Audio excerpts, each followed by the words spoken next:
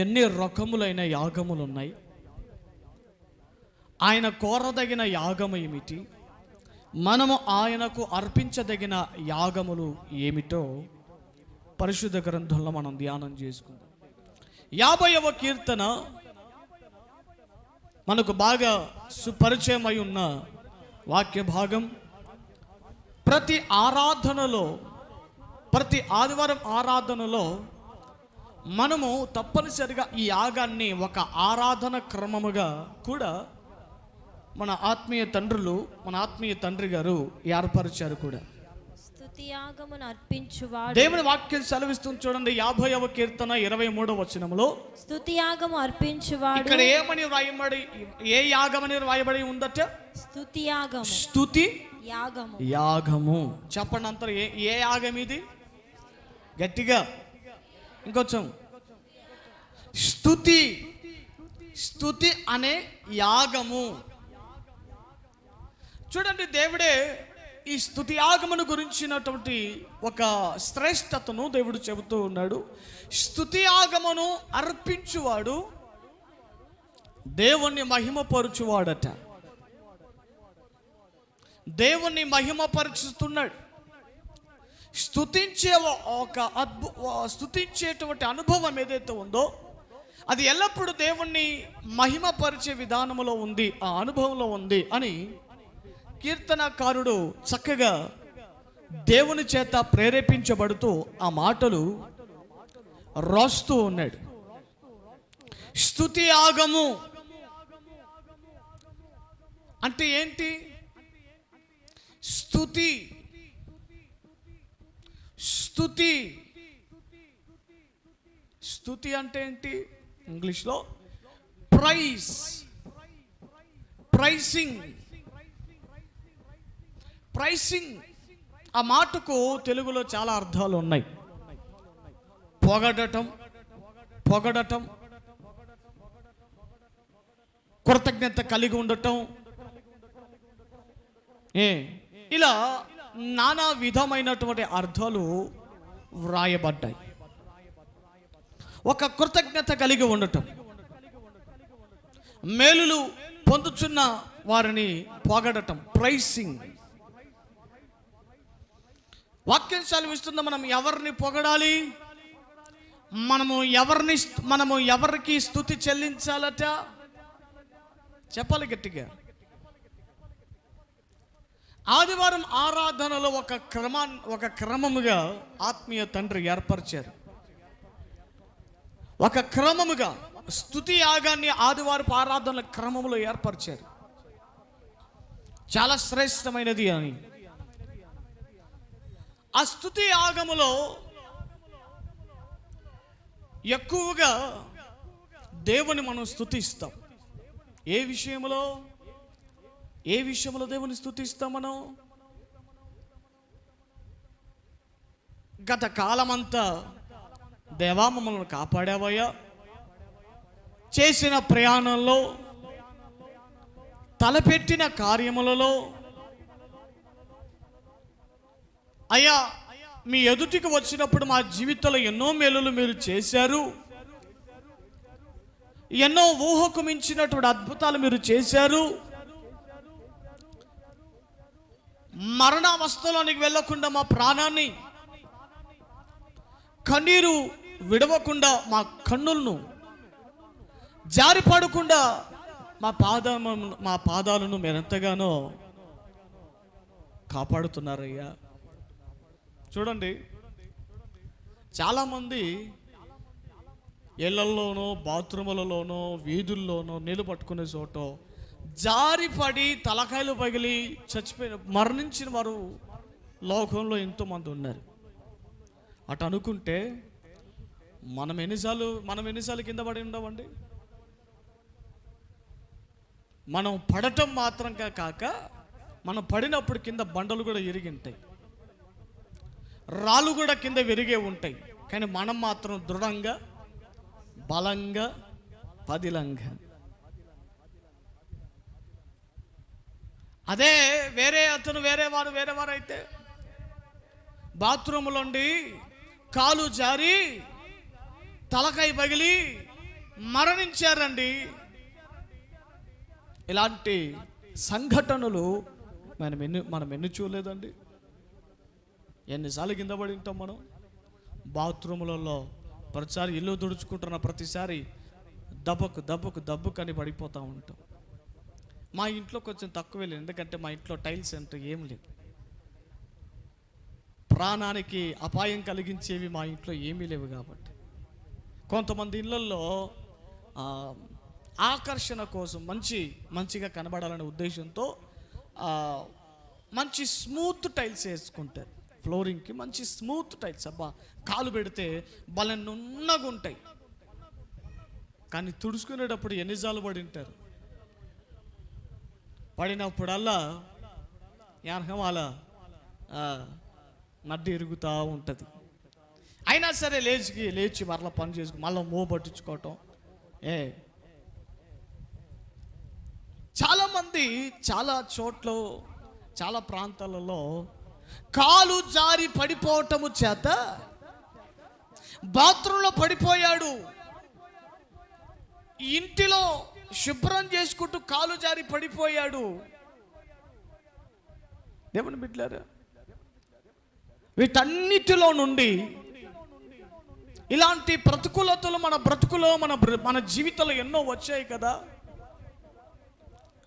వీటన్నిటిలో నుండి మనల్ని తప్పించింది, కాపాడింది ఎవరు? 121 కీర్తనలో, నీ రాకపోకలలో యెహోవాయే నిన్ను కాపాడువాడు, ఆయన నీ కుడిపక్క నీడగా ఉంటాడు,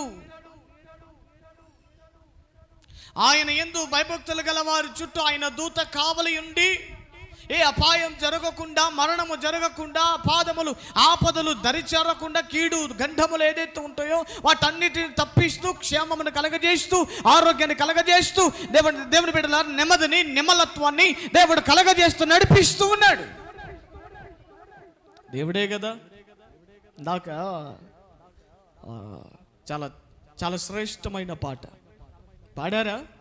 పాడి ప్రభుని ఆరాధించారా? నోటితోనా, హృదయంతోనా? దీవించే నీ వల్లనే చేరుకుంటిమి శిఖరము, మాదు కోరిక మా ప్రణాళిక కాదు కారణము, ప్రేమించే నీ వల్లనే పొందుచుంటిమి విజయము, మాదు బలము మా బలగము కాదు కారణము, కరుణించే నీ వల్లనే అందుకొంటిమి ఫలితము, మాదో ఆశ మా ప్రయాస కాదు కారణము. పాడుతున్నాం, కరుణించిన నీ వల్లనేనయ్యా, మమ్మల్ని ప్రేమించే నీ వల్లనే, మమ్మల్ని దీవించే నీ వల్లనే ఇదిగో ఈ ఉన్నత స్థితిలోనికి వచ్చాం, ఈ పరిస్థితిలో ఉన్నాం, ఈ రోజున సజీవలముగా మేము ఉన్నాం. అసలు ఎందుకు దేవుని మనం స్తుతించాలి? ఎందుకు దేవుని మనము ఆరాధించాలి? భక్తులు ప్రభుని ఏమని స్తుతిస్తున్నారు, ఏమని పాడుతున్నారో తెలుసా? ఏమని పాడుతున్నారో తెలుసా? నీవు చేసిన ఉపకారములకు నేనేమి చెల్లింతును, రక్షణ పాత్రను చేబూని నీచము నిన్ను వెంబడించేదను. హల్లెలూయా. భక్తులు అంటున్నారు, రక్షణ పాత్రను చేతపుచ్చుకొని మేము నీకు కృతజ్ఞతాస్తుతులు చెల్లిస్తాము. అనగా మేము మిమ్మల్ని స్తోత్రాలు చెల్లిస్తాము, స్తుతిస్తాం. we will praise that you have gave a salvation. ఎందుకు భక్తులు దేవుని స్తుతిస్తున్నారంటే దయ్యాలు పోయినాయని కాదు, రోగాలు తీరాయని కాదు, సమస్యలు పోయినాయని కాదు. ఎందుకు దేవుని స్తుతిస్తున్నారంటే రక్షణ ప్రభు మనకి ఇచ్చాడని. స్తోత్రం చెప్పాలి గట్టిగా. మూగెద్దుల్లాగా ఉండకూడదు దేవుని సన్నిధిలో. మీరు మూగెద్దుల్లాగా ఉంటే చెప్పేటోనికి నాకు సరైన నడిపింపు కూడా రాదు. గట్టిగా స్తోత్రం చేద్దాం. హల్లెలూయా, హల్లెలూయా. ఎందుకు దేవుని మొదటిగా మనం ఎందుకు దేవుని స్తుతించాలంటే దేవుడు తన రక్షణను మనకు కలిగించాడు కాబట్టి. తన విలువైన రక్షణ వస్త్రాన్ని మనకు ధరింప చేశాడు కాబట్టి. దేనికి రక్షణ? దేహానికి కాదు, మన ఆత్మకు రక్షణ. ఎందుకంటే దేహము, ఈ శరీరము ఒక దిన మన మట్టిలో కలిసిపోతుంది, కానీ ఈ ఆత్మ మాత్రమే యుగయుగాలు జీవిస్తుంది. నీవు జీవించే జీవిత విధానంను బట్టి నరకానికి వెళ్ళటమా పరలోకానికి వెళ్ళటమా అనేది ఆధారపడుతుంది. ఆ విధముగా నరకానికి నీ ఆత్మ వెళ్ళకుండా పరలోకానికి చేర్చగలిగినదే రక్షణ అనుభవం. ఆ రక్షణ ఎలా వస్తుంది, ఎక్కడ దొరుకుతుంది అని అంటే ఎక్కడ దొరకదు, ప్రభు ఎదుట మాత్రమే దొరుకుతుంది. ప్రభు ఇచ్చే అనుభవం అది. ఎలా కలుగుతుంది?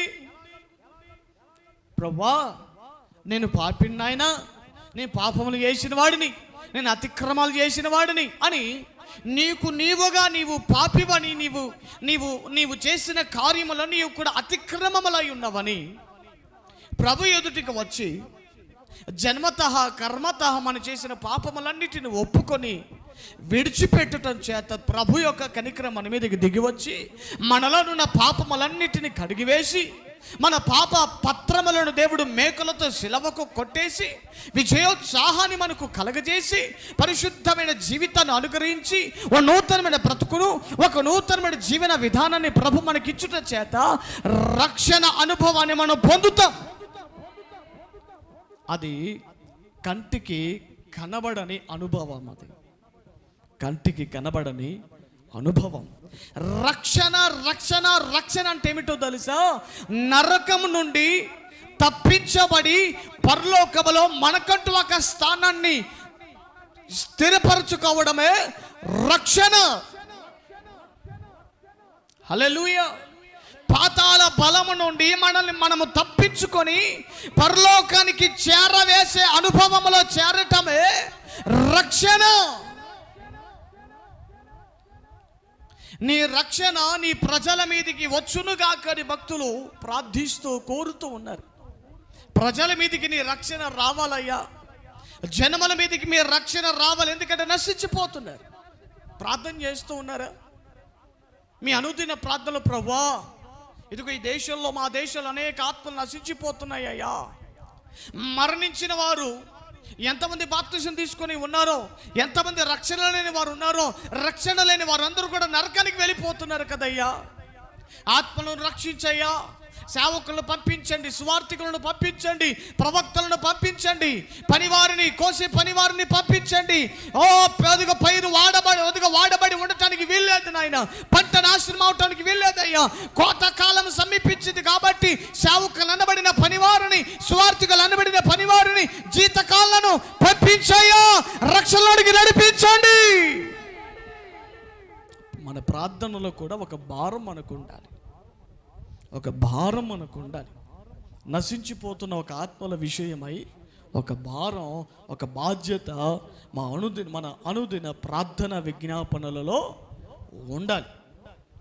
మన వీధిలో ఎంతమంది, ఒకసారి మీరు గుర్తుకు తెచ్చుకుంటా ఉండండి. ప్రార్థిస్తున్నప్పుడల్లా వీధిలో ఎవరెవరు రక్షించబడలేదో వీలైతే వాళ్ళ పేర్లు రాసుకొని వాళ్ళ పేర్లు డైరీలోనో పుస్తకంలోనో రాసుకొని, లేకపోతే నీకు రాసేది రాకపోతే మైండ్లో మెదడులో వాళ్ళ పేర్లను గుర్తు పెట్టుకొని అదే పనిగా పేర్లు ఎత్తి మరి ప్రార్థన చేయండి. ఏదో ఒక సమయంలో ఏదో ఒక మార్గంలో దేవుడు వాళ్ళకి రక్షణ అనుభవాన్ని కలుగజేస్తాడు. ఒక అద్భుతమైన దైవజనుడు అండి, ఒక అద్భుతమైన దైవజనుడు తన స్నేహితుడు మారు మనసు పొంది రక్షణ అనుభవం పొందాలని ఒక దైవజనుడు అతని కోసం, తన స్నేహితుని రక్షణ కోసం 60 సంవత్సరాలు కన్నీరు కార్చాడట. ఎన్ని సంవత్సరాలు? 60 సంవత్సరాలు. కరెక్ట్గా దైవజనుడి పేరు గుర్తుకు రావట్లేదు. కరెక్ట్గా 60 సంవత్సరాలు తన స్నేహితుని కోసం కన్నీరు కార్చాడు. ఆయన మరణించిన తదుపరి సంవత్సరం ఆయన రక్షణ పొందాడట. చూసారా? ఒక ఆత్మ కోసమే ఇంతగా కన్నీరు కారుస్తుంటే కొంతమంది భారం కలిగిన వారు మరి ప్రపంచంలో ఇంతమంది ఉన్నారు కదా. కొంతమంది క్రీస్తుని ద్వేషించే వారు ఉన్నారు. మరి కొంతమంది ఈ యేసు ప్రభులంటే మాకు ఇష్టం అండి, కాకపోతే మేము సొంత రక్షకునిగా అంగీకరించమని చెప్పేవారు ఉన్నారు. ఆయనను గౌరవించేవారు ఉన్నారు కానీ తమ హృదయములను స్థిరపరచుకోనని వారు ఉన్నారు.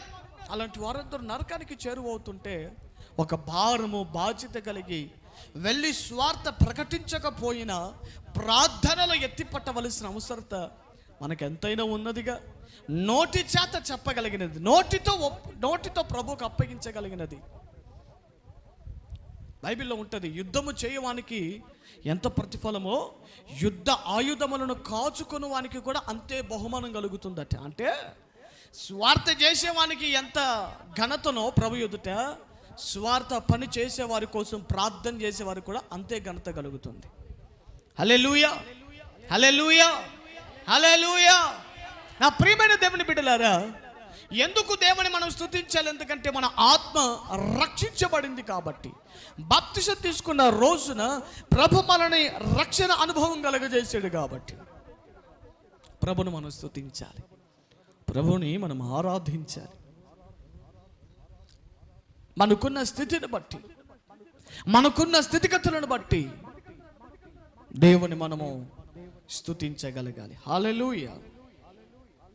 చూడండి, దేవుని వాక్యం ఈ విధంగా చెబుతుంది. ఏ అనుభవంలో, ఏ విషయంలో దేవుని మనం స్తుతించాలి? ద్వితీయోపదేశ కాండము 8వ అధ్యాయం, ద్వితీయోపదేశ కాండము 8వ అధ్యాయము 10వ వాక్య భాగములో ఏ విషయంలో దేవుని స్తుతించాలి? నీవు తిని తృప్తి పొంది నీ దేవుడైన యెహోవా నీకిచ్చిన మంచి దేశమును బట్టి. చూడండి, ఇక్కడ 3 అనుభవాలు ఉన్నాయి. ఒకటి, మనం తినే తిండిని బట్టి స్తుతించాలి. రెండవదిగా మనం తృప్తి పొందుతున్న అనుభవాన్ని బట్టి స్తుతించాలి. మూడవదిగా మనం నివసించుచున్న దేశమును బట్టి కూడా దేవుని మనం స్తుతించాలి. దేశాన్ని మనం మర్చిపోకూడదు. హల్లెలూయా. దేవుడు మనల్ని ఏ దేశంలో పుట్టించాడో, దేవుడు మనల్ని ఏ దేశంలో స్థిరపరిచాడో ఆ దేశముకు మనం నమ్మకస్తులముగా ఉంటూనే, ఆ దేశ అధికారానికి, ఆ దేశ చట్టాలకు, ఆ దేశ నాయకులకు మనం లోబడుతూనే ఆ దేశమును స్థిరపరిచిన దేవునికి కూడా మనం ఏం చేయాలి? స్తుతించాలి. ఎందుకంటే ఈ దేశంలో మనము కాపురం ఉంటున్నాం. ఈ దేశంలో మనము ఆస్తిని సంపాదించుకోగలుగుతున్నాం. కొంత ధనాన్ని మనం మూట కట్టుకోగలుగుతున్నాం. కష్టపడి, ఎంతో కొంత కష్టపడి కాస్త సంపాద్యాన్ని మనం మూట కట్టుకోగలుగుతున్నాం. ఈ దేశంలో భూములు మనం కొనుక్కుంటున్నాం. ఈ దేశంలో ఉంటూ, ఈ దేశ హక్కును అనుభవించుకుంటూ, ఈ దేశంలో సొంత గృహాలను మనం కట్టుకోగలుగుతున్నాం. ఈ దేశంలో సొంత వస్త్రాలను మనం కొనుక్కొని ధరించుకోగలుగుతున్నాం. అంత మాత్రమే కాదు, ఈ దేశ పంటను కూడా మనం తినగలిగే ఆ ధన్యత, కృప మనకు దేవుడు అనుగ్రహింపజేశాడు. హల్లెలూయా. దేవుని వాక్యం సెలవిస్తుంది, నీవు తిని తృప్తి పొందిన తర్వాత నీ దేవుడిని యెహోవా నీకిచ్చిన మంచి దేశమును బట్టి. నా మట్టుకు నేను చెప్పగలను, నా దేశం విషయమై దేవుడు నాకు, నా విషయంలో, దేవుని బిడ్డలారా, నేను పుట్టిన ఈ దేశము దేవుడు నాకు ఒక మంచి దేశముగా అనుగ్రహించాడు. ఆమేన్, హల్లెలూయా. మన మట్టుకు మనము దేవుని మనం స్తుతించాలి. ఏ విషయంలో? మనం తినే తిండిని బట్టి, మనం తృప్తి పొందే అనుభవాన్ని బట్టి. మూడవదిగా ఏంటిదట? మన దేశమును బట్టి కూడా మనము స్తుతించాలి. దేశం కోసం ఎప్పుడైనా ప్రార్థన చేస్తున్నారా? మనం నివసిస్తున్న ఈ దేశం కోసం, ఈ భారతదేశం కోసం, ఈ భారతదేశ క్షేమం కోసం, ఈ భారతదేశం మనం నివసిస్తున్న మన దేశమై ఉన్న దేహముతో, ఈ దేహానికి సంబంధించిన ఉన్నటువంటి ఈ దేశం కోసం, ఈ దేశ క్షేమం కోసం, ఈ దేశ ప్రయోజనముల కోసం, దేశ రాజకీయ వ్యవస్థ మంచిగా ఉండటం కోసం ఏనాడైనా సమయాన్ని కేటాయించి మన దేశం కోసం ఏనాడైనా మనం పాటుపడ్డామా? దేశం కోసం ఏనాడైనా ప్రార్థన చేశామా? దేవుని బిడ్డలకు ఉండవలసిన మనసు అది. దేవుని బిడ్డలకు ఉండవలసిన మనసు. ప్రభు చెప్తున్నాడు, నీ అధికారుల కోసం, రాజుల కోసం, నాయకుల కోసం ఏం చేయాలట? ప్రార్థనను, విజ్ఞాపనములను, యాచనలను దేవునికి ఇవ్వండి. కృతజ్ఞత అర్పణలు కూడా దేవునికి చెల్లించండి అని దేవుని వాక్యం సెలవిస్తుంది. రాజకీయ నాయకుడు ఆయన దేవుని నమ్ముకున్నాడైతే ప్రార్థన చేసుకుంటాడు. దేవుని నమ్ముకున్నాడైతే మరి వారి కోసం ప్రార్థన చేయాల్సిన అవసరత వారి పక్షముగా ప్రార్థన చేయాల్సిన అవసరత మనది. దేవుని బిడ్డలముగా మన మీద ఆయన ఎట్లా ప్రార్థన చేయలేడు, వారు ఎట్లా ప్రార్థన చేయలేరు, వారికి ప్రార్థన అనుభవం లేదు. కానీ వారి పక్షముగా మనం, ఇప్పుడు రాష్ట్ర ముఖ్యమంత్రి గారు ఉన్నారు, జగన్ గారు ఉన్నారు, మరి ఆయన ప్రార్థన చేసుకుంటారో తెలియదు. కానీ ఒకసారి అసెంబ్లీ సాక్షిగా చెప్పాడు, ఉదయం 4 గంటలకు లేచి ప్రార్థన చేసుకుంటాడట. అంతకుముందు రాజశేఖర రెడ్డి గారు కూడా ఉదయం ఆయనకు కూడా అలవాటు ఉందట. ఉదయం 4 గంటలకే లేచి 1 గంట సేపు ఆ సపరేట్ గదిలోనికి వెళ్ళి కాస్త దేవుని మాటలు చదువుకొని ప్రార్థన చేసుకుంటారట. తర్వాత 5 గంటల నుంచి ఆయన తన కాలకృత్యాలు అన్ని తీర్చుకొని 6కు ఇంటి బయటకు అడుగులు పెట్టేస్తాడు. అలవాటు వాళ్ళ నాన్నగారు అలవాటు, వాళ్ళ కుమారుడైన జగన్మోహన్ రెడ్డి గారు కూడా వచ్చింది. కాబట్టి ఆయన మట్టుకు ఆయన ప్రార్థన చేసుకుంటున్నాడు. కానీ ఆయన కోసం ప్రార్థన చేయడం ఎవరిది బాధ్యత? మన బాధ్యత. దేనికోసం ప్రార్థన చేయాలి? ప్రభువా, మా రాష్ట్ర ముఖ్యమంత్రికి ఇంకా మంచి జ్ఞానం ఇవ్వండి, రాష్ట్రాన్ని అభివృద్ధి పథంలో నడిపించడానికి. ఆ ముఖ్యమంత్రి స్థానంలో జగన్ గారు ఉన్నా, ఒకవేళ చంద్రబాబు నాయుడు గారు ఉన్నా, లేదా ఆ స్థానంలో ఎవరు ఉన్నా ప్రార్థించవలసిన బాధ్యత ఒక క్రైస్తవునిది. స్తోత్రం చెప్పాలా? హల్లెలూయా. ప్రతి ఒక్క మంత్రుల కోసం మనం ప్రార్థన చేయాలి. ప్రతి ఒక్క మంత్రుల కోసం మనం ప్రార్థన చేయాలి. వారిని బట్టి ప్రభువుని మనం స్తుతిస్తూ దేవునికి మనం అప్పగిస్తూ ఉండాలి. వాక్యం చెబుతుంది, నీవు తిని తృప్తి పొందిన తర్వాత నీ దేవుడని యెహోవా నీకిచ్చిన మంచి దేశమును బట్టి. మన భారతదేశం మంచి దేశమేనా? చెప్పాలి. మంచి దేశమైన మన దేశం మంచి దేశమే. మన మట్టుకు ఇది మనకు మంచి దేశం.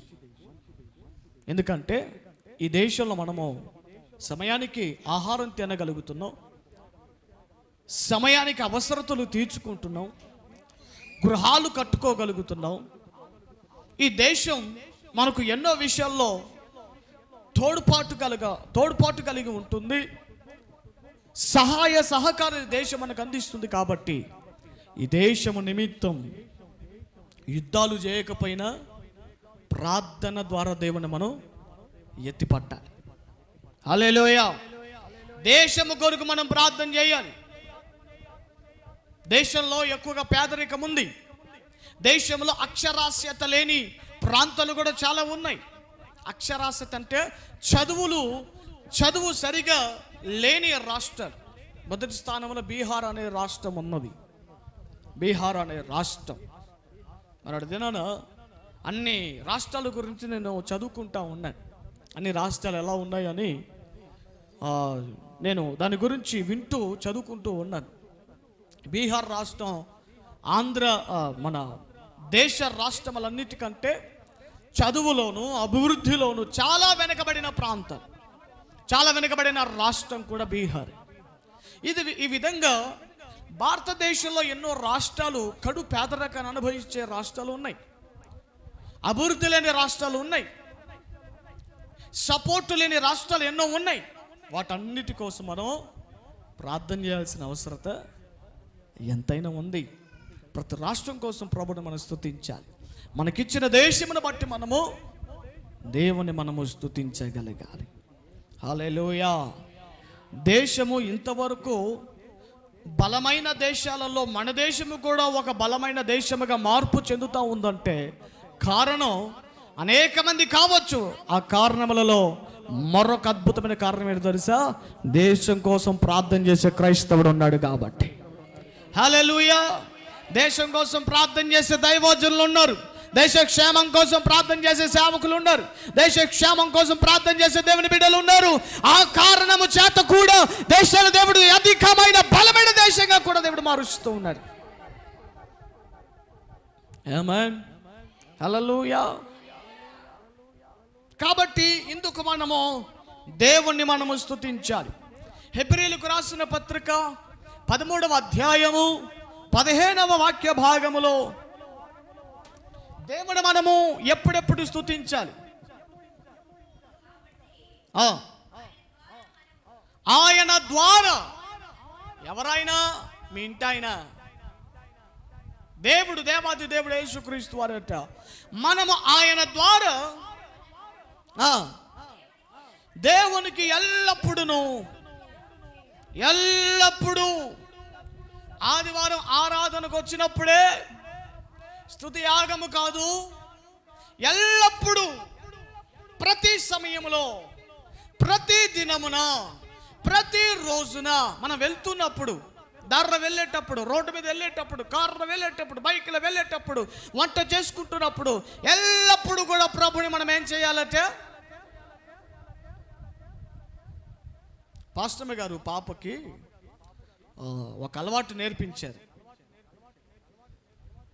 ఎవరైనా డ్రెస్ ఇచ్చారు అనుకోండి, ఎవరైనా డ్రెస్ ఇచ్చినా, చేతిలో పెన్ను ఇచ్చినా, చిన్నదైనా పెద్దదైనా ఏదైనా కూడా ఇప్పటి నుంచే పాప ఒకసారి నేర్పించారు. ఇప్పటికి పాప జదాకేమని ప్రార్థన చేస్తుందంటే, దేవా యేసయ్యా నాకు ఈ కొత్త డ్రెస్ని ఇచ్చినందుకు నీకు వందనాలు, నాకు ఈ రోజున ఈ ఆహారాన్ని నాకు ఇచ్చినందుకు నీకు వందనాలు. అది ఒకసారి నేర్పించాం. ఇక ఏదైనా దానికి మనసు పడితే ఏదైనా దాన్ని బట్టి ప్రభుని నిండుగా పాప దేవుని స్తుతిస్తూ ఉంటుంది. హల్లెలూయా. ప్రతి ఒక్క దాని విషయమై ప్రభుని మనం స్తుతించాలి. మనం ఎంత స్తుతిస్తామో అంతగా దేవుని ఆశీర్వాదాలు దిగి వస్తాయి. స్తుతిలో ఆశీర్వాదం ఉంది, మీకు తెలియని విషయం. స్తుతిలో ఆశీర్వాదం ఉంది, స్తుతిలో దీవెనలు ఉన్నాయి, స్తుతిలో వృద్ధి పొందే అనుభవాలు ఉన్నాయి. యేసుక్రీస్తు వారు 2 చిన్న చేపలు 5 రొట్టెలు చేతులు తీసుకొని ప్రార్థన చేశాడా? ప్రార్థన కాదు, కృతజ్ఞతాస్తుతులు చెల్లించి చేతులు కిందికి దించాడట. అవి విస్తారంగా మార్చబడ్డాయి. దేవునికి మనం ఎల్లప్పుడూ స్తుతియాగం మన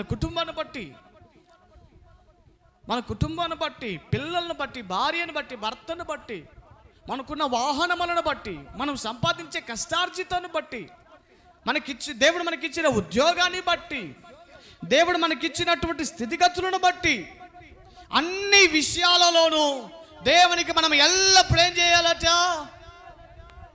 సూర్యోదయము మొదలుకొని సూర్యాస్తము వరకు, సూర్యోదయము మొదలుకొని సూర్యాస్తము వరకు, పగలుకు పగలు రాత్రికి రాత్రి పూజించే నామం. పగలుకు పగలు రాత్రికి రాత్రి పూజించే నామం యేసు నామం, యేసు నామం. హల్లెలూయా. హల్లెలూయా. అంటే ఉదయం నిద్ర లేచిన మొదలుకొని మరల నీవు నీ పడకలోనికి వెళ్ళే వరకు నీ నోటి వెంట ఎప్పుడు ఏముండాలి చెప్పాలా? ఏముండాలట? స్తోత్రాలు, స్తుతి, స్తోత్రాలు. ఇవి మన నాలుకల మీద ఎప్పుడు అల్లాడుతూ ఉండాలి. ఒక నానుడి మాట వలె మన నాలుకల మీద ఉండిపోవాలి. ఒక ఊత పదాలాగా మనం మాటి మాటికి పలుకుతుంటాం చూసారా? మనం మాటి మాటికి పలికే పలుకులలో ఈ పలుకులు ఎక్కువగా, మరి ఎక్కువగా ఉండాలి. దేవునికి స్తోత్రం.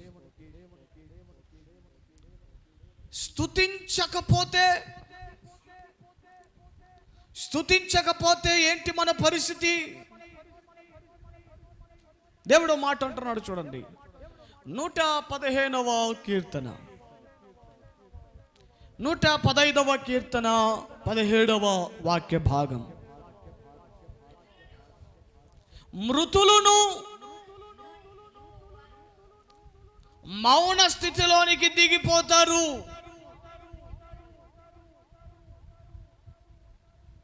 వీళ్ళ నోట్లో పాట ఉండదు, ఆ గీతం ఉండదు, ఆరాధన ఉండదు. ఏమంటే ఎంతసేపు ఎట్టుంటారంటే వీళ్ళు ఏదో నోటికి ఏదో మేకులు కొట్టినట్టుగా, పెదాలకు మేకులు కొట్టినట్టుగా మౌనంగా ఉంటారట. మౌనంగా ఉంటారు. దేనికి ఉలుకు ఉండదు, పలుకు ఉండదు. కొంతమందిని గమనిస్తూ ఉంటాం కదండి. అది మనం ఆరాధనలో కొంతమంది చక్కగా నిండుగా దేవుని ఆరాధిస్తారు, చప్పట్లు కొడుతూ, దేవుని పాట పాడుతూ, సేవకుని వెనకాల ఆరాధన చేస్తూ చక్కగా నిండుగా ప్రభుని ఆరాధిస్తుంటే, ఇంకొక బ్యాచీలు ఉంటాయి, చేతులు కట్టుకుంటారు, నోరు తెరవరు. నోరు తెరిస్తే ఎక్కడ ముత్యాలు రాలుతాయో, ఎక్కడ బంగారపు ముత్యాలు రాలుతాయో. ఏం దేని పెట్టారా? ఏమనుకుంటారో ఏమిటో మరి. బహుశా నోరు తెరవరు.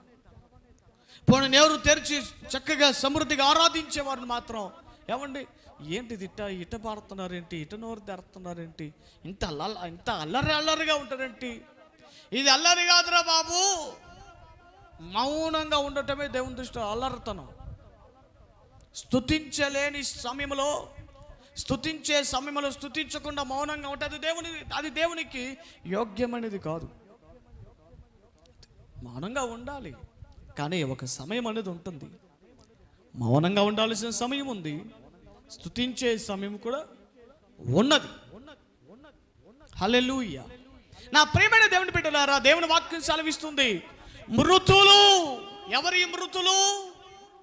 స్తుతించని వారు చచ్చిపోయిన వాడు అని అర్థం.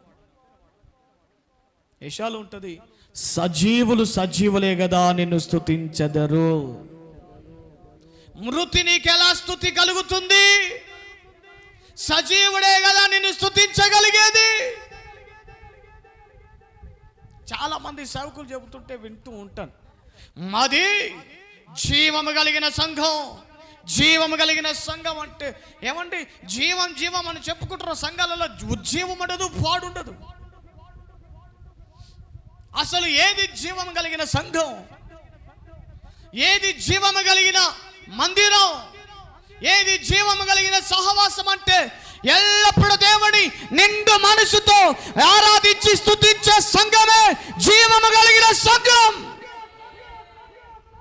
ఆ సంఘం ఎదుట ఎరికో ప్రాకారాలు నిలవాల్చేవారు.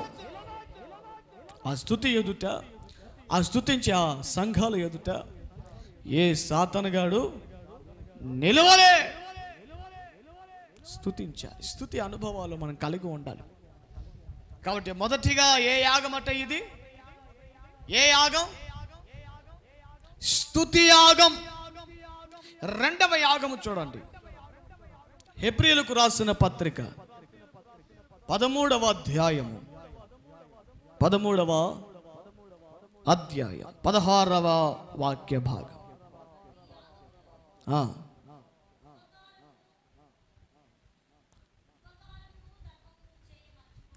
ఇక్కడ రెండు రకాల ఉపకారమును ధర్మమును చేయ మర్చిపోకుడి. అట్టి యాగములు. ఇక్కడ రెండు రకాల యాగాలు ఉన్నాయి. ఒకటి ఉపకారము అనే యాగము, రెండవదిగా ధర్మము అనే యాగం. ధర్మం అంటే ఏమిటో తర్వాత నేను చెబుతా. ముందు ఉపకారం వచ్చింది కాబట్టి ఆ ఉపకారం ఏందో మనం చూద్దాం. హల్లెలూయా. ఉపకారము అనేది కూడా యాగము వంటిది. మనము ఉపకారాన్ని పొందే వారముగా కాదు, ఉపకారాన్ని చేయగలిగితే అది దేవునికి యాగం.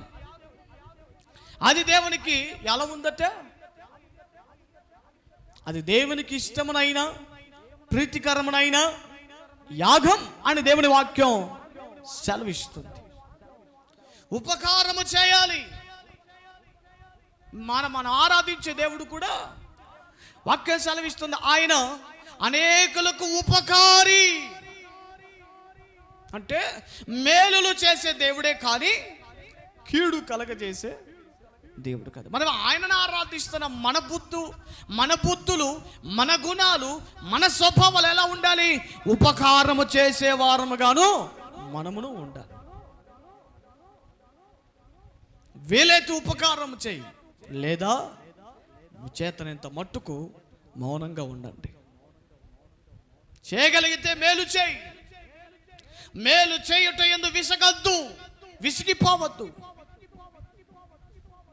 ఉపకారమును చేయ మర్చిపోకండి అని దేవుని వాక్యం సెలవిస్తుంది. చూడండి, బైబిల్లో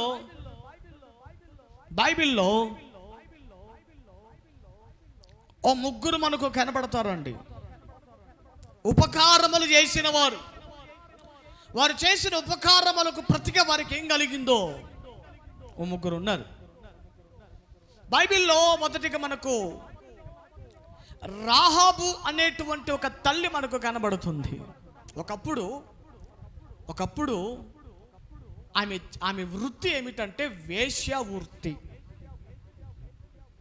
పాడు పనులు చేసుకుంటూ యెరికో అనే పట్టణానికి సమీపంలో ఒక ఎత్తైన ప్రాకారంలో, ఎత్తైనటువంటి కొండ మీద స్థలాన్ని ఏర్పరచుకొని ఒక నిర్మాణాన్ని కట్టించుకొని అక్కడ ఎత్తైన స్థలంలో తన వృత్తిని కొనసాగిస్తుంది. వేశ్యా వృత్తిని, వ్యభిచారపు వృత్తిని కొనసాగిస్తూ ఉంది. ఈమె వేశ్యా వృత్తిని కొనసాగిస్తున్నదైనప్పటికీ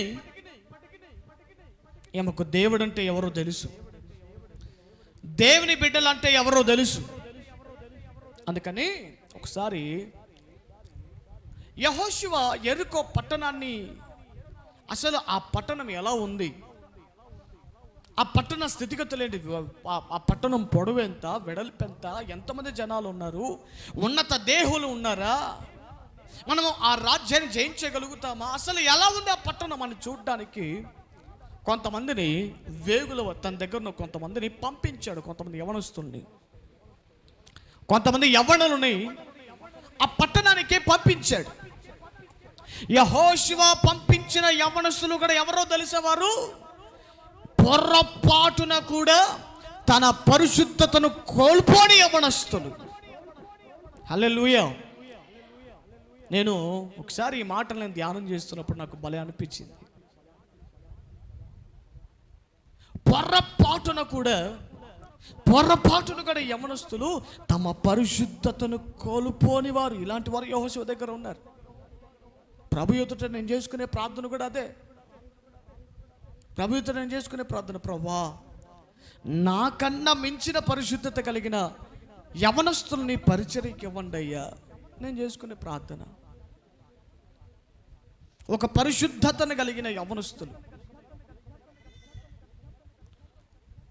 ఒక నమ్మకమైన యవనస్తులు, సమర్పణ కలిగిన యవనస్తులు, ప్రార్థన అనుభవాలు కలిగిన యవనస్తులు సంఘానికి ఇవ్వండి అయ్యా, మందిరానికి ఇవ్వండి అయ్యా. ఎప్పుడున్న యవనస్తులు అంతగా నాకు ఎవరు అంత ప్రార్థన అనుభవం కలిగిన వారిగా, అంత సమర్పణ అనుభవం కలిగిన వారిగా, కాస్త లోకం కాస్త దేవుడు అన్నట్టుగా బ్రతుకుతూ ఉన్నారే కానీ ఒక సంపూర్ణమైన సమర్పణ కలిగి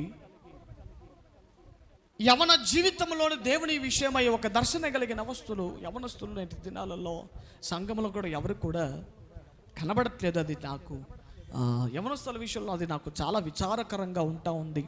అది నా జీవితంలో ఎంతో చింత కలగజేస్తుంది. నా జీవితంలో పెద్ద చింత. మందిరంలో యవన బిడ్డలు అందరూ కూడా ప్రార్థన పరులుగా ఉండాలి, పరిశుద్ధులుగా ఉండాలి, పవిత్రంగా ఉండేటువంటి యవనస్తులు కావాలి. ప్రభుత్వ ఇప్పటికే నేను చేసే ప్రార్థన, నేను కోరుకునేది సంఘం విషయంలో. హల్లెలూయా, హల్లెలూయా. నా ప్రియమైన దేవుని బిడ్డలారా, యెహోషువ పంపించినటువంటి యవన బిడ్డలు ఆ పట్టణాన్ని చూడటానికి పంపించిన ఎవరంటే నమ్మకస్తులు. అలాగే పొర్రపాటును కూడా తమ పరిశుద్ధతను, తమ ప్రతిష్ఠతను కోల్పోనివారు. ఎలాగో చెప్తా. వీళ్ళు బయలుదేరి సరాసరిగా రాహబు అన్న ఆమె ఇంటికి సరాసరిగా వెళ్ళారు. తెలియదు కదా బాబు. ఆమె ఇంటికి వెళ్ళారు. ఆమె ఇంటికి వెళ్ళగా, బాబు ఏంటి ఎక్కడి నుంచి వస్తున్నారు మీరు? ఎక్కడి నుంచి వస్తున్నారు? మేము పలానా చోటు నుంచి వస్తున్నాం, యెరికో పట్టణాన్ని వేగి చూడ్డానికని వచ్చాం, ఈ పట్టణాన్ని దేవుడు మాకు అనుగ్రహించబోతున్నాడు అంటే వెంటనే దేవుని బిడ్డలారా ఆమె భయపడిపోయి, నేను ఇశ్రాయేలీయుల దేవుడని యెహోవా గురించి నేను కూడా విన్నానయ్యా, ఇశ్రాయేలీయుల పక్షముగా దేవుడు చేసిన కార్యాలను నేను విన్నాను. మేము వినినప్పుడు మా గుండెలు కరిగిపోయాయి. ఆమె చెప్తున్న సాక్ష్యం చూడండి. యెహోషువ గ్రంథం బాగుంటుంది చదివితే. మేము ఆయనను గురించి విన్నప్పుడు మా గుండెలు కరిగిపోయాయి, జడిసిపోయాయి అంటారు. ఎన్నో వచనం? 2వ అధ్యాయము 11వ వాక్య భాగం చదువుతున్నారు చూడండి. మేము వినినప్పుడు మా గుండెలు కరిగిపోయాయట. అంతే. దేవుని గురించినటువంటి మాట, ఆయనను గురించినటువంటి వర్తమానం ఎవడి గుండెలనైనా కరిగింప చేస్తుంది. బండాలాంటి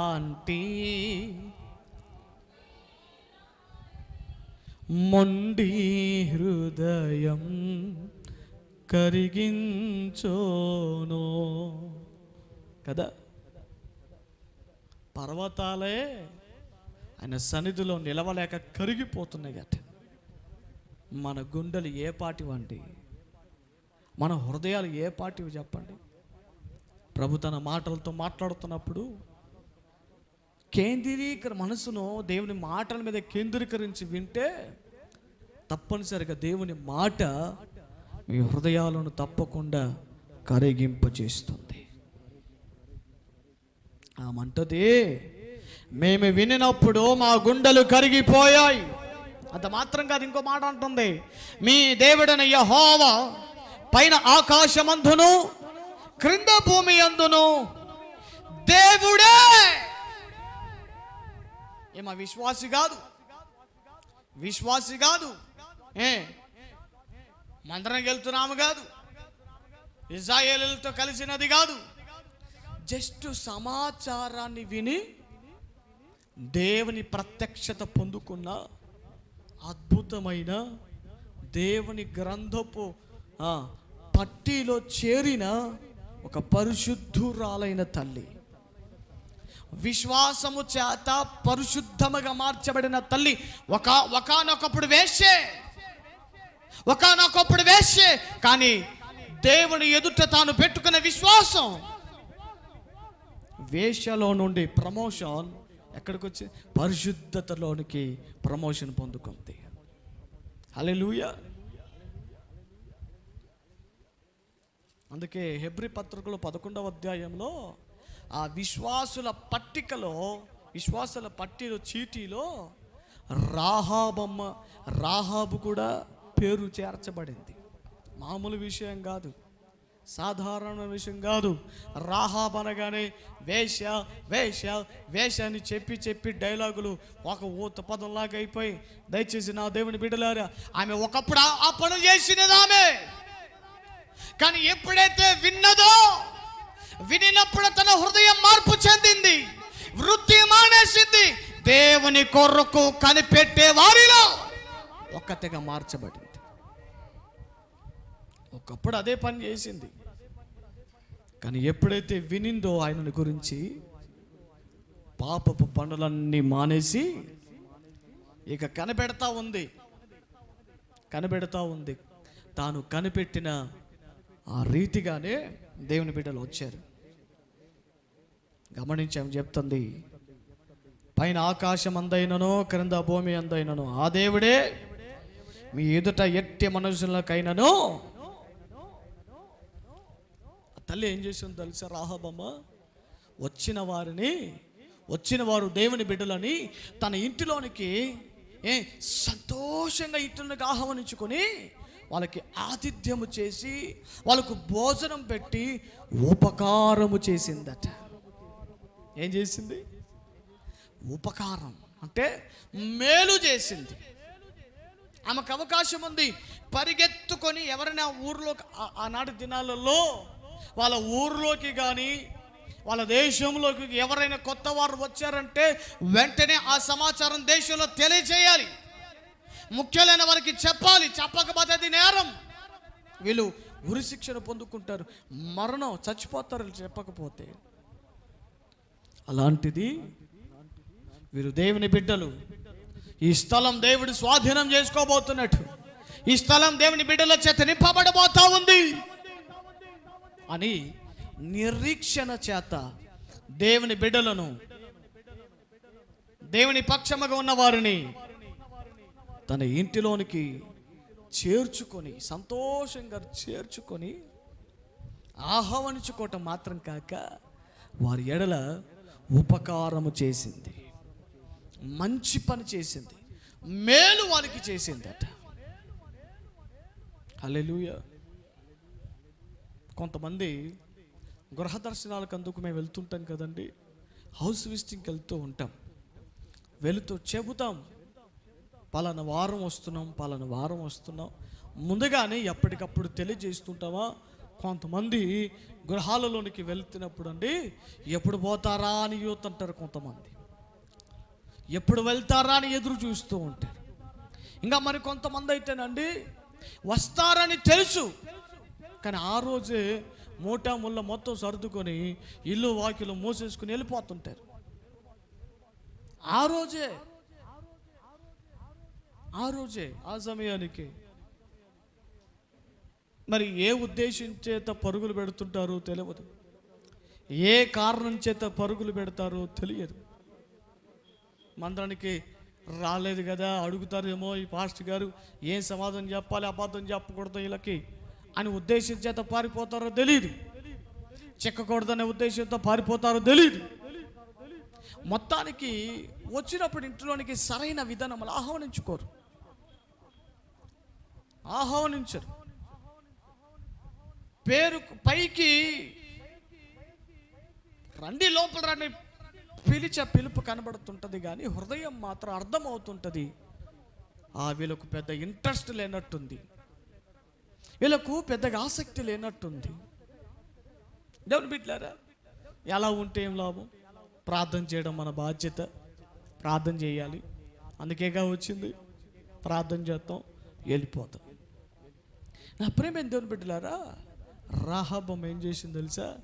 చక్కగా వాళ్ళను తన ఇంట్లోనికి సంతోషంగా ఆహ్వానించుకుంది, కూర్చోబెట్టింది, చక్కగా ఉపకారపు బుద్ధిని వెల్లడి చేసింది. ఉపకారాన్ని చేసింది.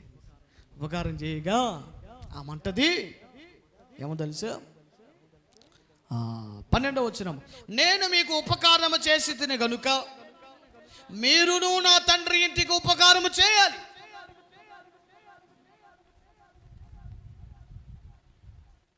ఎరికో పట్టణాన్ని ఇక నాశనం చేసే సమయంలో అన్ని కుటుంబాలు నాశనమైన రాహాబు కుటుంబం ఒక్కటి ప్రత్యేకంగా రక్షించబడుతుంది. ఆమె ఏది వెనక చెప్తాను డైలాగులు, ఆమెయు ఆమె తండ్రి ఇంటి వారును రక్షించబడ్డారట. తర్వాత చూపించడానికి టైం లేదు కాబట్టి షార్ట్గా చెప్తున్నా. అందరు నశించిపోయిన దేవుని బిడ్డలకు ఉపకారము చూపిన ఆ కుటుంబం నిలిచి ఉంది. హల్లెలూయా. ఇంటిలోనికి ఎవడు పడితే వాడిని ఆహ్వానించుకోవడం గొప్ప కాదండి. దేవుని బిడ్డలను ఆహ్వానించుకొని వారికి ఉపకారము చేస్తే రాకడ సమయంలో నీకు దేవుడు తప్పక ప్రతిఫలం ఇస్తాడు. ఆమేన్. నీ కుటుంబం ఆయన రాకడ సమయంలో నిలిచి ఉంటుంది.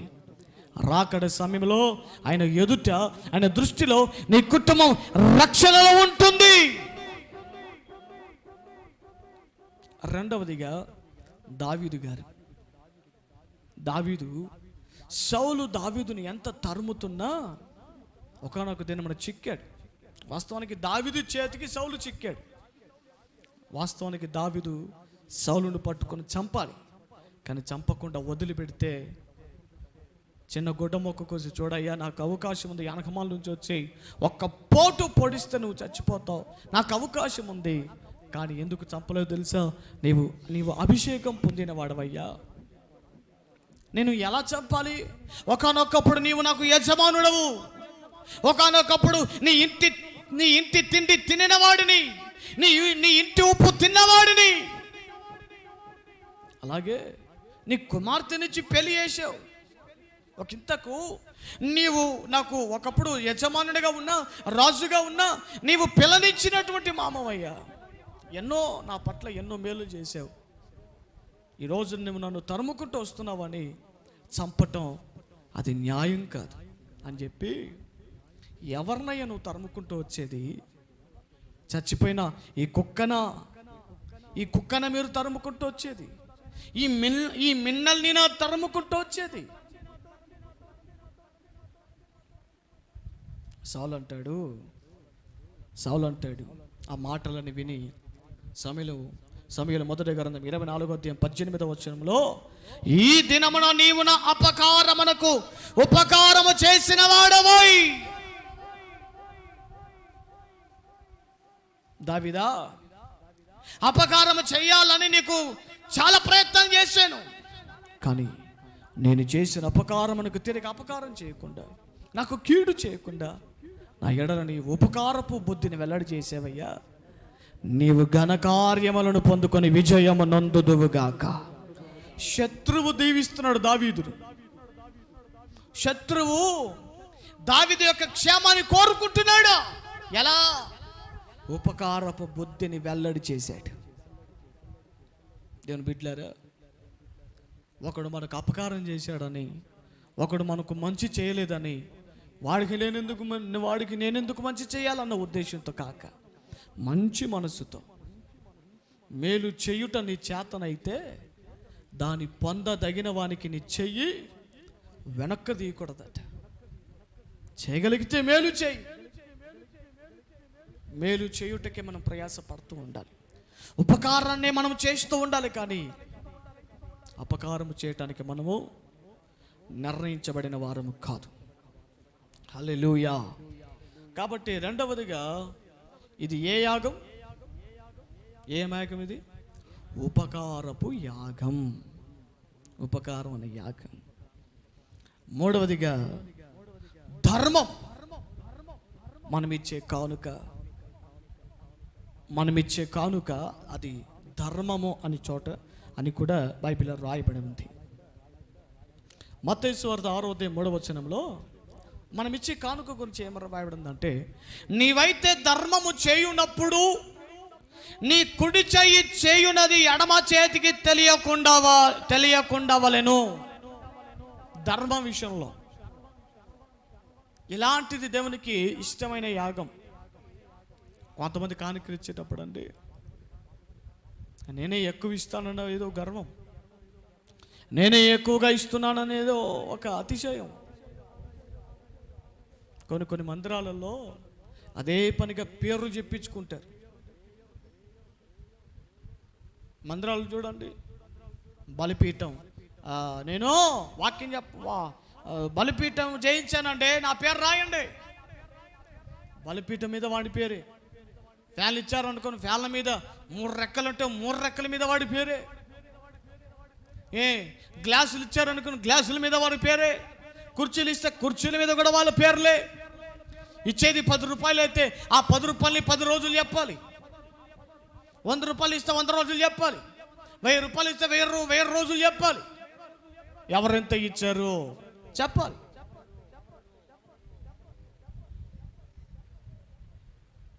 గత దినములలో మందిరానికి ఒక ఆయన ఇది ఇచ్చారు.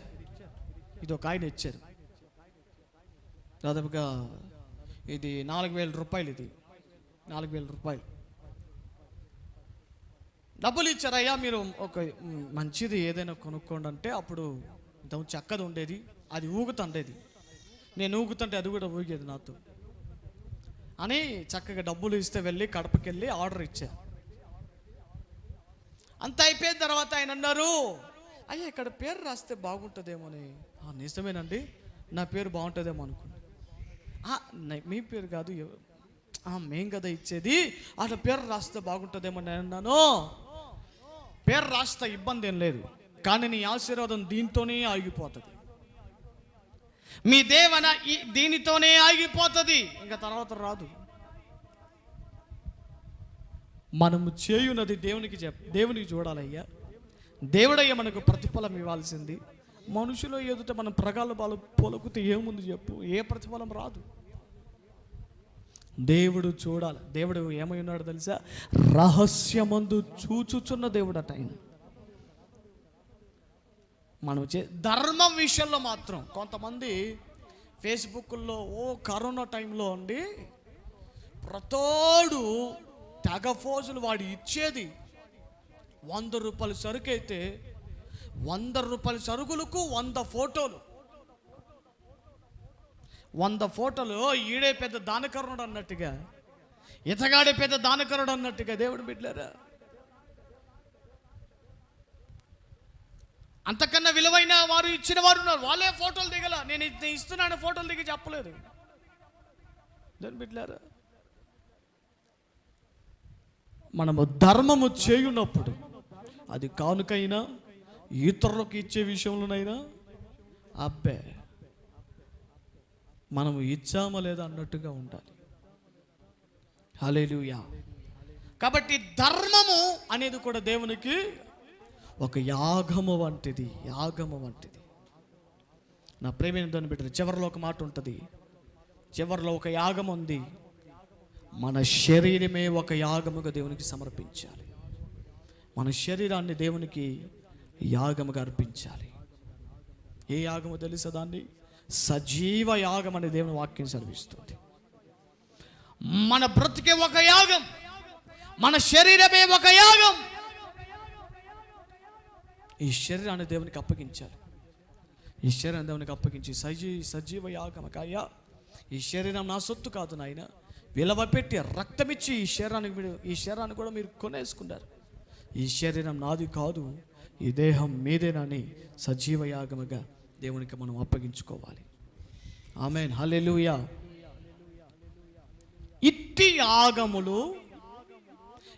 యాగములు దేవునికి ప్రీతికరమును ఇష్టమునై ఉన్నవి అని దేవుడు సెలవిస్తున్నాడు. దాని బిడ్డలారా, స్తుతి యాగం, ఉపకార యాగం, ధర్మం అనే యాగం, మన శరీరమే ఒక సజీవ యాగముగా దేవునికి అప్పగించినప్పుడు, దేవునికి సమర్పించినప్పుడు వాటిని దేవుడు ప్రీతికరమును ఇష్టమైన యాగముగా అంగీకరించి ఆశీర్వదించి